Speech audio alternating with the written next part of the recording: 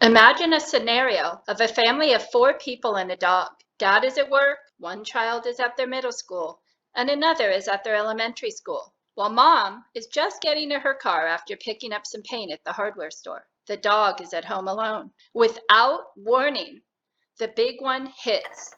Immediately, the power, internet, and local cell towers go down. How are you going to meet up with your family? Who will check on your dog in your home? I'm so excited to share with you this first video in the Disaster Preparedness series. The definition of disaster is, noun, a sudden event such as an accident or a natural catastrophe that causes great damage or loss of life.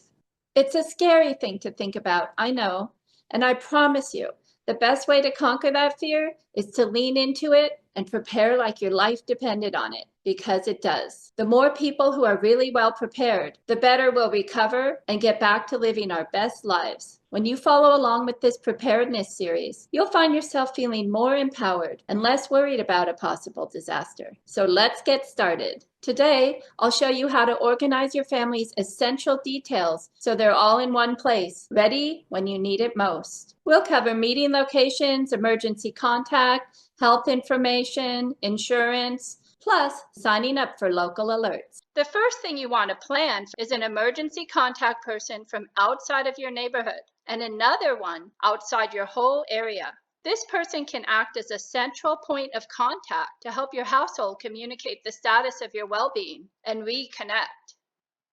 Next, you want to choose a meeting spot for the family in case you can't get home. Choose a familiar place your family can go for safety or to reunite. It's good to have one that's in your neighborhood for when your home is damaged, and another meeting spot that's further away for when your entire neighborhood is inaccessible. I've made a free family disaster plan template for you to download. Here's where you describe the location of your different utility shutoff points. You will need to shut some or all of these off after a big earthquake. Shut off your home's water supply as soon as possible to prevent contamination from the water service line and conserve supply. Turn your electricity off at the fuse box to prevent fires. Your natural gas shutoff is usually attached to the meter located at the front or side of your house. Only shut it off if you suspect a leak, because once you turn off the supply at the meter, it can only be turned back on by a technician. There's a special tool made for shutting it off, or you can use a long-handled wrench. Look in the description of this video for this free handout with more information on how to locate and shut off your utilities.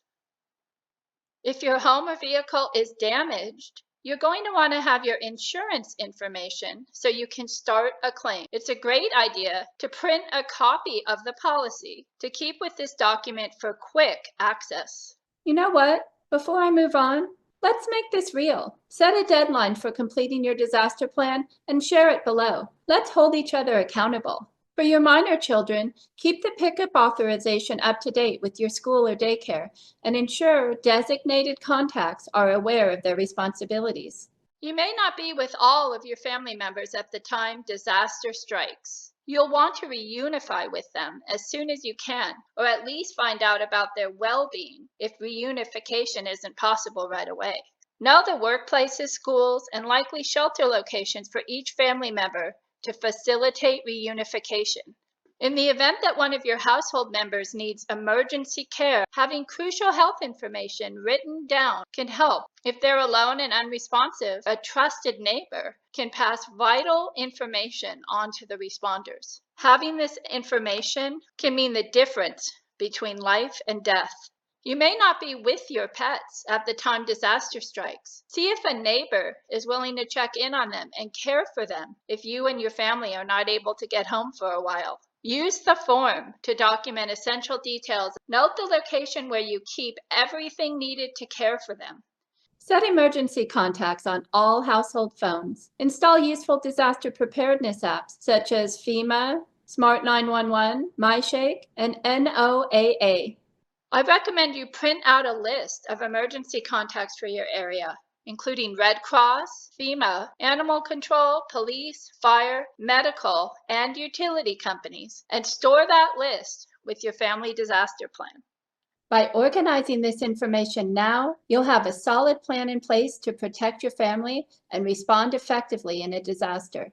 Check the video description for my free resources and look out for my next video in the series. Until then, be prepared, not scared.